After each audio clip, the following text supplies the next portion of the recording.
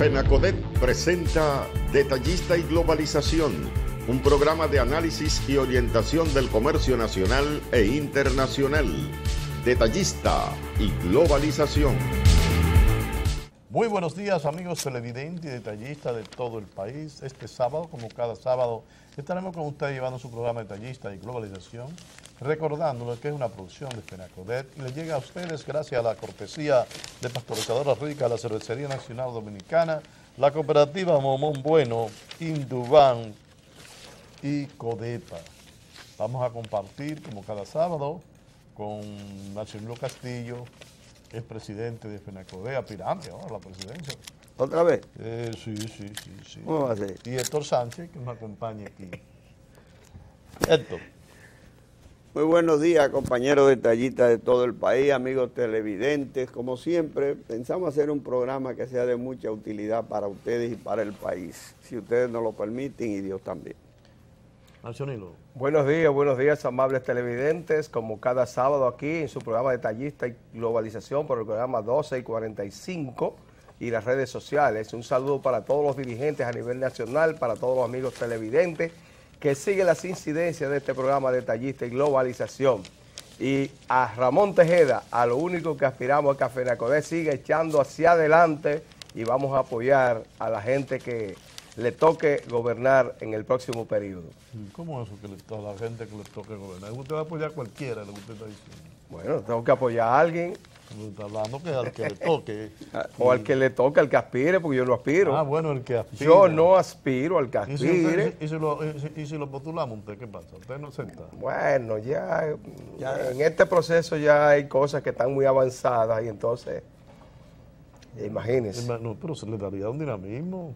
Y Bueno, usted es un hombre con mucho arraigo. bueno, habría que ver, pero no tengo eso en proyecto en estos momentos. Vamos Bueno, a ver mira, qué pasa. tenemos un problema con el cierre de los negocios, los colmados, los centros de expendio de pequeños negocios de bebidas. Hay una disposición pero no solamente de bebida, de comida también. Hay una disposición que deben durar hasta las 2 de la mañana. Yo pensé que eso después de la pandemia se iba a quitar todo, pero no, sigues estando hasta las 2 de la mañana para el expendio de comida y bebida hasta las 12, creo. Entonces la policía se está aprovechando, como siempre, y se convierte en un problema a la gente, porque a veces dicen, pero me llegan a las 11:30 y yo puedo trabajar hasta las 12, y me recogen las sillas y me las llevan. La policía está haciendo su trabajo, cumple con sus disposiciones, pero este problema de la corrupción, de la corruptela, como decía Hipólito, es un gran problema nacional. En todos los sentidos. Ahí veo al administrador de la creo que de EDESUR, hablando del problema que hay también de la corrupción, si me aparecen los cuartos, le instalo el cable, que te dejan una semana sin luz, pero el que busca su chelito se lo pone enseguido. Mira, decía en estos días un pensador o un amigo que eso se ha puesto en el tuétano de la gente, llega al tuétano de la gente. Pero vamos a seguir con esto y vamos a hablarles sobre las cosas que vamos a tratar hoy, sobre la cumbre de los 12 presidentes de Sudamérica, la fiesta del chivo del 30 de mayo, que hay cosas aquí como que se olvidan. El crecimiento de la deuda del país, las causas y consecuencias del aumento de la deuda, resultados de la encuesta Marpen, evolución y desarrollo de la educación en los últimos años, la modificación del Código Laboral y el acuerdo que los comerciantes detallistas llegamos para administrar los negocios. Y finalmente, el bloque subcentral que se reunió en esta semana para elegir los que van a ser presentado en el comité ejecutivo para acompañar la plancha. Así que si usted no quiere que lo acompañe...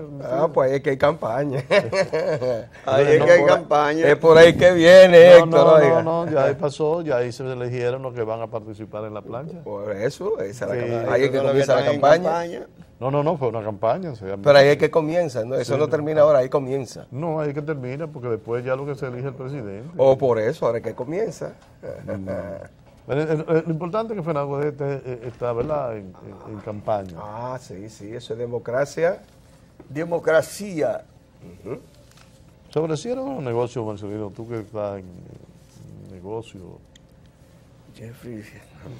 Bueno, realmente esa es una ley del Congreso y unos reglamentos que de esa ley se han derivado. Eso hace mucho que está en carpeta, eso lo dejan por un tiempo, lo dejan y no le dan mucho seguimiento y vuelven y lo reviven y vuelven y lo traen a entorno, pero la queja de comerciantes siempre ha sido persistente en menor o mayor cantidad hace mucho tiempo. A mí periódicamente me llaman compañeros para decirme, mira, anoche vinieron aquí y me recogieron todo a las 12 de la noche y yo creí que eso ya no estaba funcionando, creí que después de la pandemia eso se había resuelto, pero realmente hay unos reglamentos que dicen que los negocios deben funcionar hasta las 12 de la noche, especialmente los colmadones y todo este tipo de negocios que venden comidas y cosas en lugares especialmente abiertos, que no son discotecas, que no son club. No, pero la discoteca a las 2 de la mañana. Club festivo, sí, hasta las 2 y unas veces hasta las 3, dependiendo del día. O sea, esta ley hace mucho tiempo que está, pero como le digo, a veces la dejan un poquito. Es decir, que no fue una ley transitoria por la pandemia. No, fue una ley que está ahí. Pero, lo de la pandemia fue otra cosa. Pero Héctor, realmente no es libertad del individuo. El individuo no tiene sujeto a que tú no puedes pasar de esta hora. Así es. Dentro de la democracia eso como que yo no lo entiendo. Lo que pasa es que la libertad tuya termina donde comienza la mía. Eso es lo que pasa. Y la democracia no es libertinaje, la democracia es respeto de los derechos de todos y todas. Entonces se ha dado cuenta que después de determinada hora en la mañana es que se producen más accidentes porque la gente maneja borracho y donde más altos se producen también. Entonces por eso es que se toman ciertas medidas para evitar que la muerte y los atracos y la desolación que está destruyendo este mundo y esta sociedad pues se puedan controlar mejor. Y detrás de romo y de vagamundería tú no vas a controlar la vida ni vas a controlar los accidentes. De manera que cualquier medida que contribuya a que la vida se perpetúe y que evitemos muerte y evitemos atracos, yo la apoyo y estoy totalmente de acuerdo porque son buenas y ayudan a que haya un mejor orden, una mejor vida.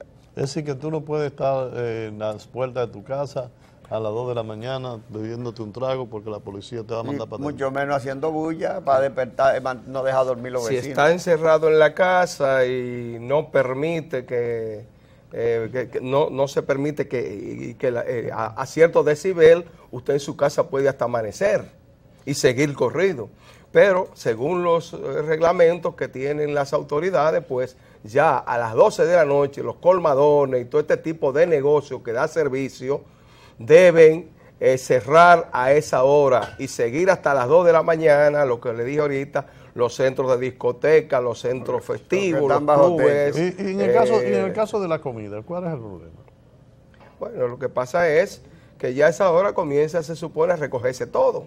Bueno. Y ya a las 12 de la noche, después que ya no hay festividad, nadie sale a comer, solo sale a comer los que están bebiendo y disfrutando y bailando. Vamos a una pausa y regresamos en breve, pero quiero decirte que hay supermercados que amanecen.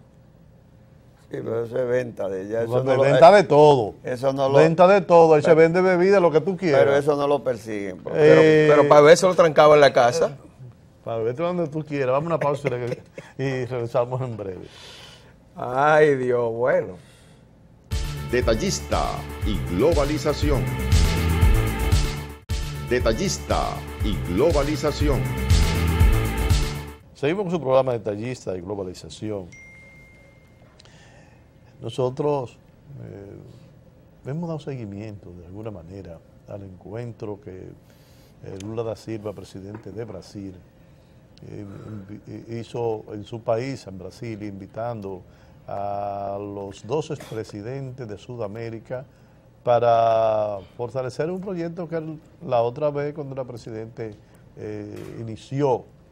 Y en ese encuentro hubo algunas divergencias porque estaba ahí el presidente de Venezuela y hay algunos que no están de acuerdo en la violación de los derechos humanos, que aunque son de la misma tendencia, en su país parece que no se están violando, porque muchos países, aunque son de izquierda, se han liberado un poco, no son tan rígidos. Esto me gustaría... El presidente de México lo enfrentó. Bueno, ustedes saben que hay un principio viejísimo que dice divide y vencerá. Y la Biblia dice que todo reino dividido perecerá. De manera que contra la división, el único antídoto, la única medicina viable y buena es la unidad. América Latina, que son, digamos, incluyendo a México, incluyendo a Centroamérica, serían 18, 19 países, sin hablar del Caribe, porque el Caribe no lo hay que son ingleses y franceses de descendencia, ¿verdad? No hablan el español ni el portugués, que son los idiomas que vienen del latín, por eso se llama América Latina. Siempre se ha mantenido dividida.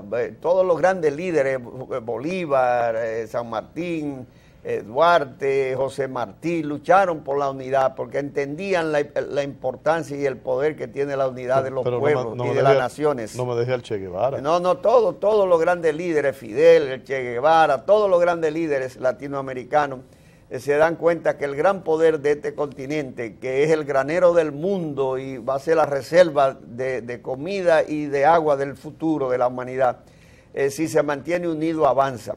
Pero los enemigos de América Latina, los que fueron sus colonizadores en el pasado y en el presente, lo mantienen dividido.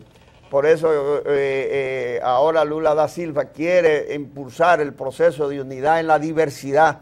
No tienen que coincidir ideológicamente ni mentalmente, pero se pueden unir para cosas comunes como el comercio entre ellos, crear un banco común de América Latina que le permita un banco de fomento y desarrollo latinoamericano para que salgan de las férulas de esos organismos internacionales, reducir y controlar las deudas, que es un gran problema, salir de la dispersión de la producción y diversificar la producción, dejar de exportar materia prima, mejorar la productividad, la investigación científica, la formación de sus profesionales, para que con tantos recursos América Latina pueda salir de la pobreza y superar más de 100 millones de pobres que tiene y que crecen constantemente. De manera que yo creo muy loable que este esfuerzo de Lula da Silva y de los 12 presidentes de América del Sur que se reunieron en otra cumbre, deben invitar los 6 de Centroamérica y ojalá pueda participar México también, para que hagan una gran discusión de cómo integrar a Latinoamérica y el Caribe en un proyecto común de solidaridad, de desarrollo sostenible, inclusive, que salve la Amazonía, que está en deforestación y en peligro, y que salve los grandes recursos que tiene América Latina para su población, que son más de 400 millones de seres humanos. Ojalá podamos hacer eso, ojalá sigamos fortaleciendo la unidad del Mercosur, el Pacto Andino, todos esos grandes acuerdos comerciales. Esos grandes acuerdos se caen cada vez que una de las facciones políticas... Porque se meten en el problema ideológico y se olvidan que la unidad entre ellos tiene que ser económica, social, cultural, y se olviden de los problemas ideológicos y que cada uno de estos países tenga el régimen que le dé la gana. Si se lo da internamente la mayoría. ¿Hay pensamiento ideológico realmente? Lo hay, claro que lo hay. Hay ideas diferentes de conducir los estados y las naciones, en América Latina y en el mundo. La ideología no han desaparecido. Eso hubo un cuento que se inventaron con el derrumbe en el 21 de la Unión Soviética, que la ideología perecieron. La ideología, que es la concepción de la vida y del mundo, la tienen las personas y lo tienen los grupos sociales, y ha habido y la habrá todas mientras hayan seres humanos. La ideología no va a desaparecer. Cómo tú ves el mundo, cómo tú lo concibes y cómo tú practicas tu vida social, eso no va a morir contigo, eso no muere yo te digo porque veo una gente de izquierda hoy que mañana es de derecha. No, es que izquierda, derecha no son ideologías, son regímenes políticos, formas de conducir el Estado y construir naciones. La ideología es la concepción del mundo y de la vida que tienen los seres humanos, y esa concepción la tenemos todos los 7.000 millones de seres humanos, de alguna manera, algunos conscientes, otros más inconscientes, porque se le impone a través de la educación lo que se llama la socialización o domesticación de la educación de los seres humanos,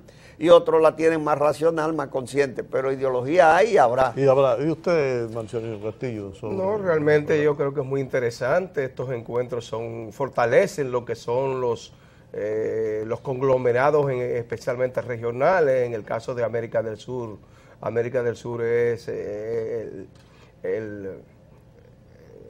la región que más países tiene, porque Norteamérica nada más son 3 países, y entonces Centroamérica son 6 países. Quiere decir que es un gran bloque, que si, como dice don Héctor, se suman Centroamérica, pues se puede formar un gran bloque para lo que sería tomar medidas económicas principalmente, que pueden fortalecer lo que es reducir los trechos de diferencias, de desigualdad que vive este continente americano, especialmente estos países de Sudamérica y Centroamérica. Pero hay un problema realmente. Los grandes países, los que tienen el dinero, los que manejan la economía mundial, que se reunieron ahora, el G7 también. Sí, tienen la tendencia, tienen la facultad de hacer tendencias.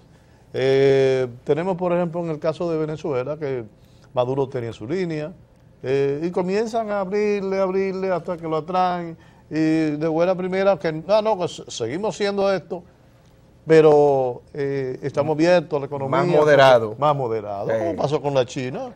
Mira, el crecimiento de la China le ha convenido. Pero vamos a una pausa y regresamos en breve. Detallista y globalización. Detallista y globalización. De su programa Detallista y Globalización, conversando con Héctor Sánchez y con Marcelino Castillo. Hay momentos históricos que hay que mantener en el país, recordándoselo cada día. Duramos 30 años bajo una dictadura férrea, una dictadura donde cualquier principio de libertad era ideológica y religiosa. No permitía que el ser humano se desarrollara ni creciera bajo las tutelas, sino era bajo las tutelas del régimen. Alguna gente tiene su parte, ven la parte negativa, algunos vemos que tienen su parte positiva.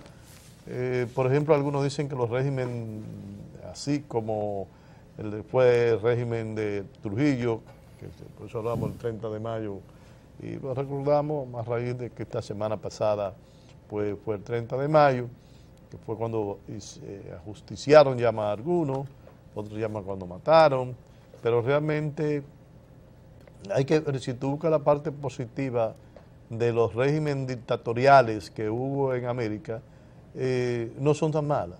Ahora, si tú buscas la parte política, son horribles y terribles el que se oponía. Ahora, alguna gente que me dicen que Trujillo no quería, no Trujillo, los dictadores no les interesa la educación. Yo digo, bueno, pero los dictadores hacen muchas escuelas a nivel nacional, en los parajes, en los sitios, y se hacen escuelas para que la gente se alfabetice. Por ejemplo, en el régimen de Trujillo votábamos aquí, y no defendiendo el régimen, era obligado a ir a la escuela, y que no iba a la escuela lo metían preso, era así. Sí. Ahora, en la parte política era terrible. ¿Y por qué tantos analfabetos de esa época? Había muchos analfabetos, pero las escuelas estaban, y lo obligaban. Héctor. Bueno, ¿qué pasa? Que todos los regímenes tienen cosas buenas y malas. Nada es totalmente bueno ni totalmente malo. Todo es una unidad de contrario. Y hay un contrario que domina. ¿Qué dominaba en Trujillo? La parte mala, por encima de lo bueno. Ese es el problema, el mantener la pobreza, esclavizar a los dominicanos, idiotizarlo, ideologizarlo, abusar del poder, corromper al país y corromperse y saquear el Estado y acumular una fortuna de más de 30 empresas. Un hombre totalmente pobre que lo que era un cartero, un mensajero. No, él no acumuló, el país era de él. No, el país era de él, que era un cartero, un mensajero ahí en San Cristóbal y después un jardinero de un gringo que administraba un ingenio en San Pedro Macorís, después un guardia que lo enganchó los norteamericanos cuando crearon el Ejército Nacional y lo pusieron a perseguir a los patriotas del Este que combatían la ocupación gringa y se destacó ahí siendo jefe del Ejército Nacional al final y después de un golpe de Estado Horacio Vázquez en el 29 y ahí se monta con Estrella Ureña en una alianza con un partido de Estrella Ureña en el Cibao y se roba las elecciones y se enganchó y jamás soltó el poder. 30 años, 9 meses, 14 días. Y a los 69 años, un grupo de dominicanos asqueados, ya manipulados y afectados totalmente por ese tirano, un 30 de mayo, camino a San Cristóbal, un martes, no fue el miércoles como se planeó, porque los gringos se oponían a que lo mataran, incluyendo Kennedy, que era John Fitzgerald Kennedy, que era el presidente, porque temía que con Fidel ya en el poder, se convirtiera esto en otra nueva Cuba y entonces echaron para atrás y ya le habían dado las armas a los patriotas, a los que iban a enfrentarlo, pero no querían aparecer como cómplices en esa muerte. Pero los dominicanos se decidieron, un grupo de valientes se decidió, no todos participaron, los mocanos no participaron porque como era el miércoles y ellos tuvieron que adelantarse por una información el martes que fue cuando viajó. Entonces los de Moca que participaban los miércoles, que era el día que él viajaba a San Cristóbal, no conspiraron. Ahora, de la era de Trujillo, ¿qué es lo que nos queda? De eso no ha pasado. De la era de Trujillo, claro, nos quedaron 30 empresas, 2 ingenios, y de esas 30 empresas, 2 ingenios, no queda nada. Queda Molino Dominicano en un 50%, la única, y de los ingenios queda uno en Barahona en un 50%. Todos los otros, Leonel y su equipo lo destruyeron, lo pasaron al sector privado y acabaron con más de 500,000 empleos, que la gente olvida aquí muy rápido, fue a través de su famosa comisión de reforma estatal. De eso no queda nada, queda de Trujillo el autoritarismo. El dominicano es trujillita en esencia, la democracia, el presidencialismo, esa forma autoritaria de ejercer el poder en la familia, en las empresas que dirigimos, en las instituciones que dirigimos, en los sindicatos que dirigimos, y en el gobierno ni hablar, de que cogemos el cargo, creemos que somos dueños de las instituciones públicas y privadas. Ese jefismo, ese trujillismo está en la mentalidad enraizada de los dominicanos, el autoritarismo no ha desaparecido y queda de la era de Trujillo la corrupción económica, social y sobre todo hacer del Estado un botín personal, una fuente de acumulación. Ustedes ven cuántos expedientes, cuánta gente metido preso. Eso es del trujillismo, eso viene, claro, la historia de eso viene con los españoles. Desde que los españoles se instalaron aquí, vinieron a acumular, a saquear América Latina, República Dominicana, a buscar oro, a acabar y extinguir a los indígenas y hacer del gobierno su fuente de acumulación. Eso viene, queda de Trujillo la dádiva, el dar cosita, el padrinazgo, el dar cosita para la mendicidad social. Eso todavía lo hacen todos los gobiernos, y queda de Trujillo un ejército y una policía casi trujillista en el fondo, que no saben respetar los derechos humanos y también muy corrompido. Trujillo lo usó, el ejército fue que lo mantuvo en el poder y lo usó desde el principio porque él era jefe del ejército y lo usó para mantenerlo en el poder y para reprimir la población. Eso queda ahí todavía. De manera que del trujillismo hay legado negativo, muy malo, sumamente malo. De Trujillo prácticamente, ¿qué dicen algunos historiadores? Bueno, que modernizó el Estado, como tú dices, mejoró un poquito la educación, la salud, pero en fin de cuentas eso comparado con la maldad que le hizo Trujillo a este país, a la juventud, al desarrollo de esta nación y con esos legados negativos que todavía tenemos enraizados en el pueblo dominicano y en el país, podemos decir que lo poco que hizo Trujillo de bueno no se pueden comparar jamás con la cantidad de cosas malas que hizo y que es un fenómeno que no debe repetirse jamás en este país ni en América Latina. Los gringos fueron los responsables de mantener toda esa dictadura en América Latina, la mantuvieron hasta que le convino a Fulgencio Batista, a Pérez Jiménez, a todos, incluyendo a Trujillo, lo engancharon y lo mantuvieron ahí. Fue América Latina entera. En América Latina, de manera que los norteamericanos tienen una culpa histórica terrible en todos estos males de estos dictadores, incluyendo Pinochet, que han instalado en América Latina. Pero ahora la corrupción también es parte del sistema. Yo pienso que cuando los ponen un presidente, siempre vienen y le echan la bendición, fulano o fulano, que la gente a veces pensamos que estamos eligiendo, pero elegimos a quien nos ponen ahí para que yo digo que no hay ninguna elecciones, porque tú eliges el que te ponen, no es el que tú quieres. Si yo quisiera a Marcianino de presidente, no lo va a tener si no tengo el apoyo. Es decir, alguien tiene que ponerlo. Las elecciones aquí son un engaño. Se van creando las condiciones. La democracia no existe aquí, porque si tú no tienes 40, 50 millones de pesos no te puedes postular ni para regidor. ¿De qué democracia hablamos? Mire cómo se van creando las condiciones ya para las elecciones del 24. Se va preparando todo un escenario donde usted solo va a tener dos opciones, o tú, o este, o el otro, dos opciones.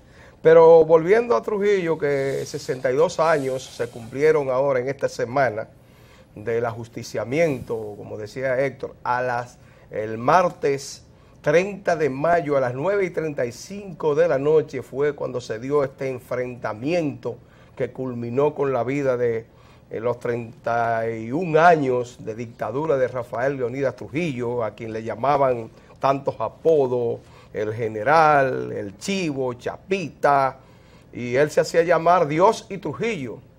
Dios y Trujillo. En la familia se decía. En esta casa Trujillo es el jefe. Había un cuadrito que tenía que ponerlo todo el mundo. No era tú el padre de la familia, no era el jefe, era él. Y Trujillo era un simulador. A él le preguntaron en una oportunidad, en una entrevista, a un periodista norteamericano, que a él le decían el dictador, y él decía, bueno, esos son los opositores que siempre lo van a ver, pero no hay ninguna dictadura. A mí me eligen cada 4 años a la presidencia. Como elegían a Balaguer cada 4 años. La gente me quiere, la gente me pide, la gente me ve, porque yo lo que hago es trabajar desveladamente por el bienestar del pueblo dominicano. Tenía una voz sarcástica, una voz... Trujillo aparentemente, a pesar de ser un hombre que tenía como una cara ruda, pero también era como muy, porque usted lo veía, por lo menos en las entrevistas, era un elemento dinámico, reía mucho, contestaba a las preguntas sonriente, aunque cuando tenía que tomar una actitud recia lo hacía también. Una actitud de violación, de mujeres, o sea, de cosas de esas. Era un hombre aparentemente afable, ¿verdad? Vamos a una pausa y regresamos en breve. Detallista y globalización. Detallista y globalización. Seguimos un programa de Detallista y globalización. En esta semana, y como decía anteriormente, el bloque su central sacó su representante al Comité Ejecutivo Nacional de FENACODE. FENACODE se encuentra inmersa en unas elecciones, ya han presentado algunos candidatos para las elecciones. Yo creo que va bien, yo creo que se está trabajando en las elecciones. Esas elecciones van a fortalecer de alguna manera a FENACODE. Y ahorita cuando yo decía que Marcianino era un buen candidato, realmente yo creo en la diversidad, yo creo que las dictaduras son cosas del pasado, con lo que ustedes están hablando ahora. ¿Usted quiere que yo me lance? No, yo no quiero que usted se lance. Yo lo que estoy diciendo es que usted sería un buen prospecto. Yo no estoy diciendo que se lance porque usted ha tomado la decisión, igual que yo, de no lanzarse. Por ahora no, en este proceso volvemos y pasamos. Ya fuimos presidente, hicimos un trabajo y si algún día, pues no es que si un día tenemos que ir a la institución a continuar aportando y fortaleciendo, pero lo vamos a hacer de donde quiera que estemos, en esta oportunidad nos tocará apoyar a los compañeros que aspiren. A los compañeros que aspiren. Dice que usted no tiene candidato.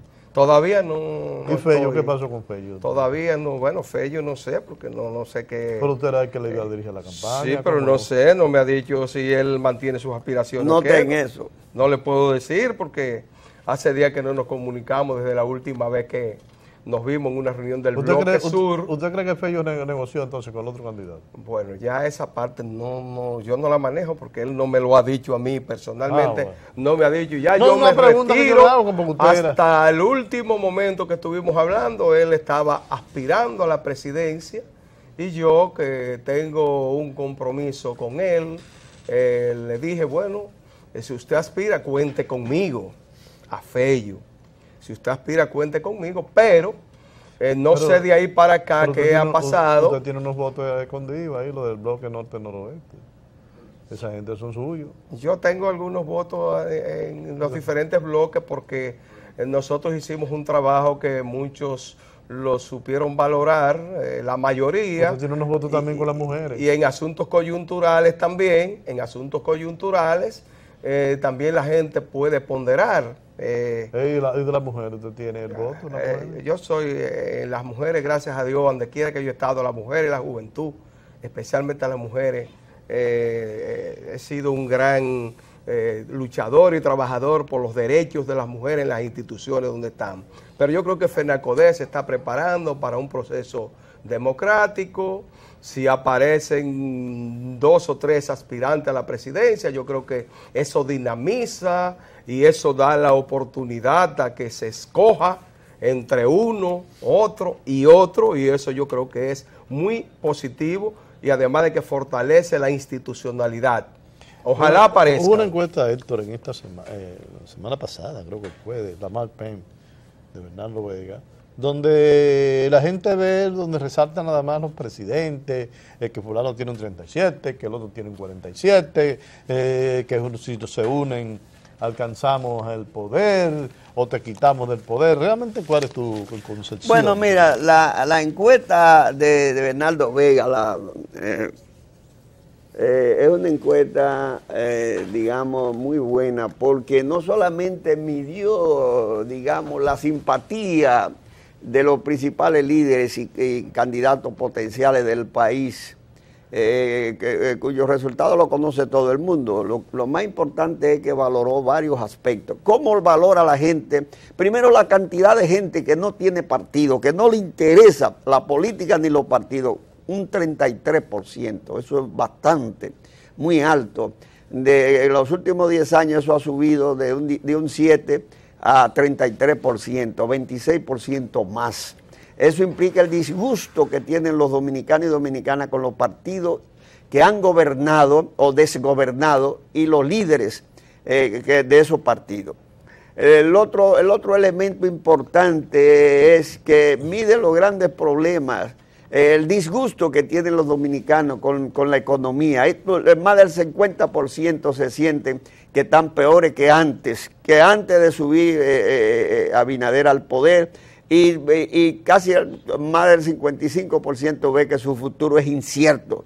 La alta cantidad de gente que estaría dispuesto a irse del país también sigue siendo altísimo, más de un 70% si le dieran visa y oportunidad se fueran del país. Es decir, que no tienen apego a la nación.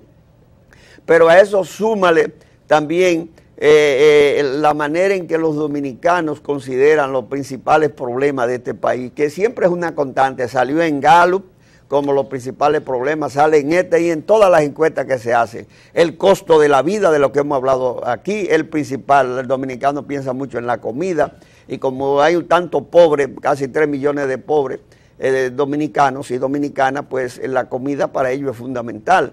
Entonces la inflación y el costo de la vida es un problema fundamental, lo ven como el primer problema. El segundo es la delincuencia y la inseguridad ciudadana. Eso se ha convertido en un problema que realmente preocupa a la gran mayoría de los dominicanos. Y el tercero, que se ve como incontrolable. Como incontrolable y no solucionable. Y el tercer problema es el alto desempleo, el empleo, porque sin empleo nadie trabaja, nadie tiene ingresos, nadie come, nadie vive.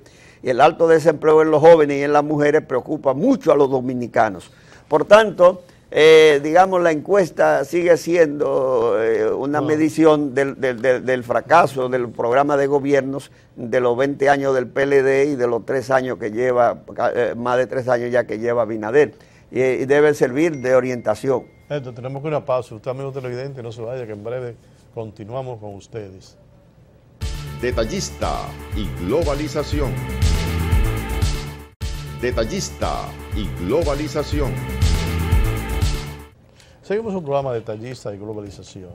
Ya oímos el concepto de Héctor sobre la última encuesta Mark Penn, y vamos a ir a la opinión del señor Castillo, que es una opinión. Aquí fue la realidad de las mediciones que no tenían que ver con la parte política, pero yo sé que Bacionino viene con la politiquería. Bueno, no politiquería, los resultados que da la encuesta, porque es en base a la encuesta que estamos hablando, donde aparece en sentido general, los resultados dan al presidente Luis Abinader entre un 45 y un 47% de la preferencia, o sea que sigue siendo la persona mejor valorada para el próximo torneo electoral, seguido del presidente Leonel Fernández, que según esta encuesta lo bajó a un 27, porque había una más adelante que lo daba con un 32, y Abel Martínez con alrededor de un 11%.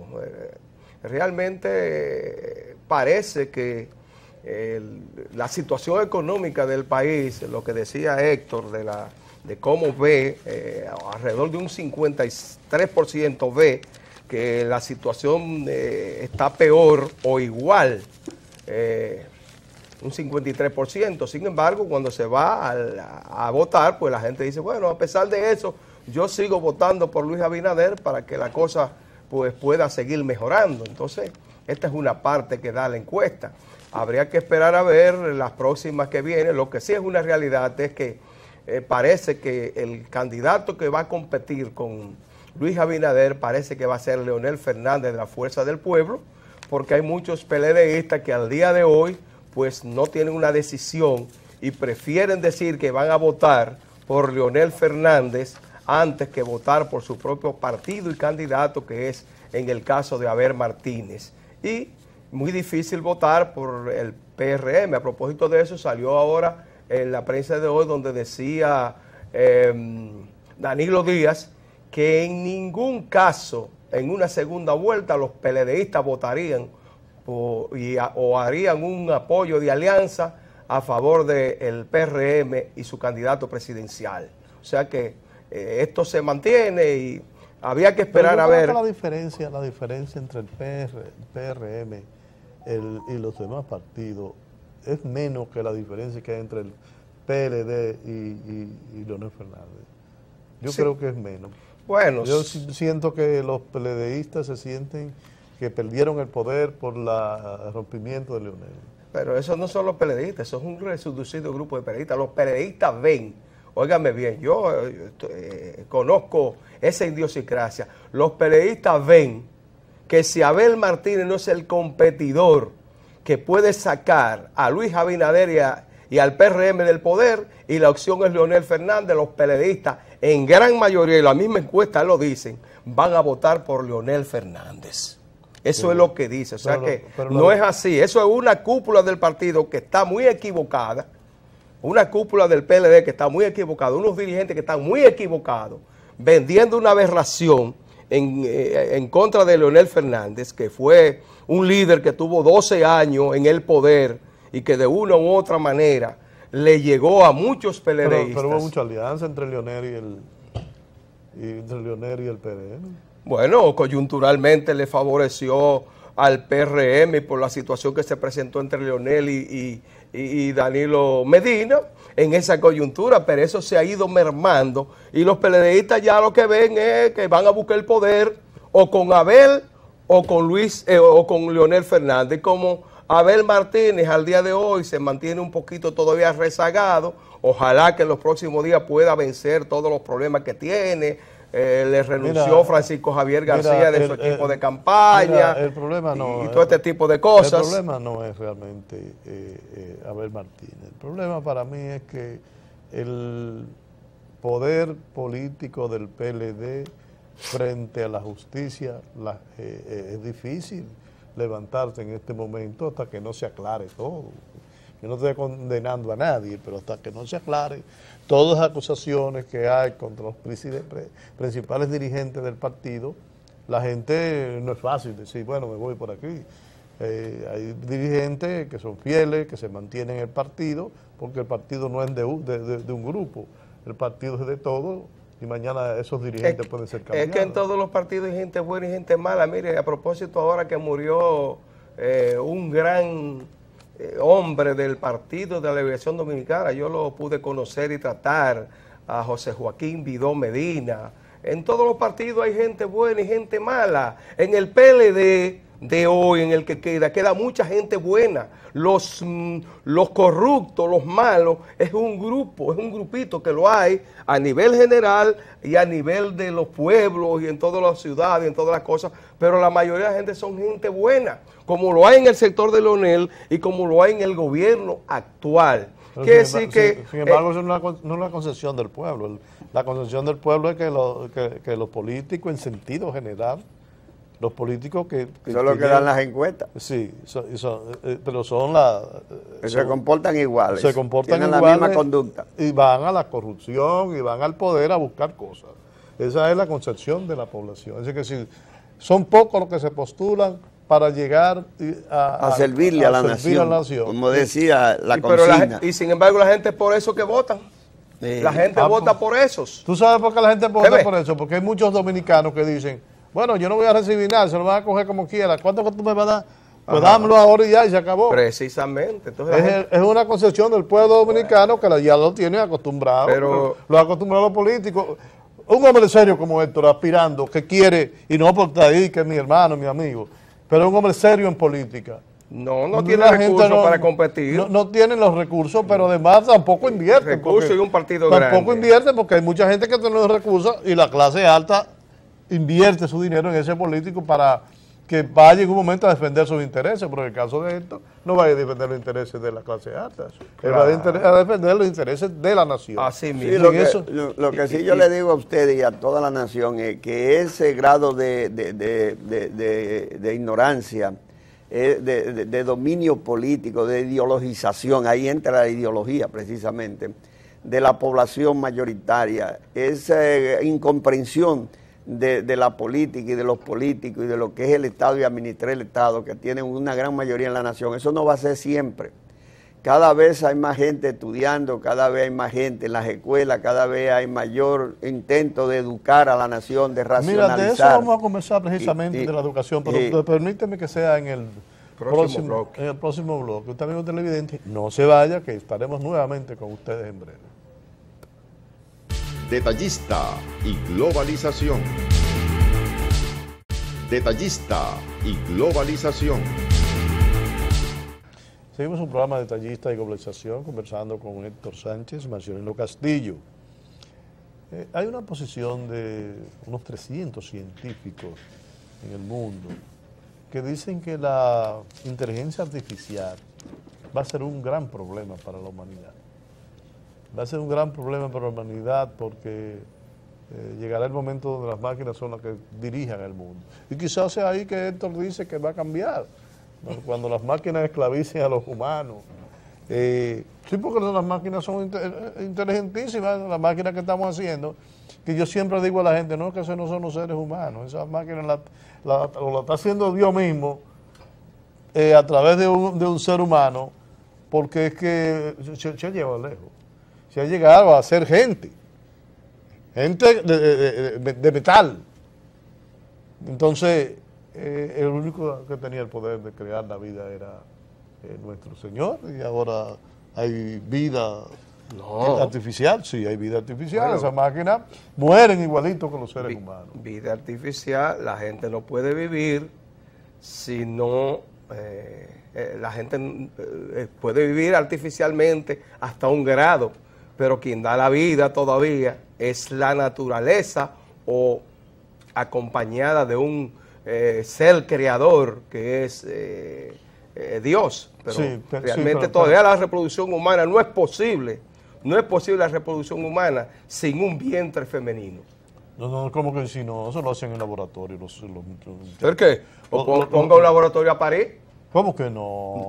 In vitro han hecho seres humanos, claro que sí. Ahora mismo hay toda la mutación y todas las cosas. Sí. Bueno, Sí. hasta donde yo puedo en ver, laboratorio se cogen la célula y se reproduce. Sí, pero en el vientre de la madre. No, en un ambiente de que parecido al de la madre, con la misma temperatura, la misma alimentación. Bueno, ahora las máquinas las máquinas no van a durar 12 meses. Oye, las máquinas no van a durar 9 meses. Igualmente que las clonaciones. La ciencia ha avanzado muchísimo, muchachos. O sea, Héctor, ya podemos crear una población sin usar una mujer. Claro. ¿El vientre de una mujer? No. El vientre se usa, lo que se usa el la óvulo, materia prima. El óvulo se usa y el espermatozoide, pero no necesita un vientre para crearlo. Ya eso eso hace tiempo que fue superado. Ahí yo estoy quedando. Tecnológicamente hace siempre. Ahí yo estoy quedando. Como pasa con la máquina, vamos camino con la computadora y las máquinas a crear un grado de acumulación de conocimiento que va a superar a los seres humanos. Y ese es el llamado que se hace de la inteligencia artificial.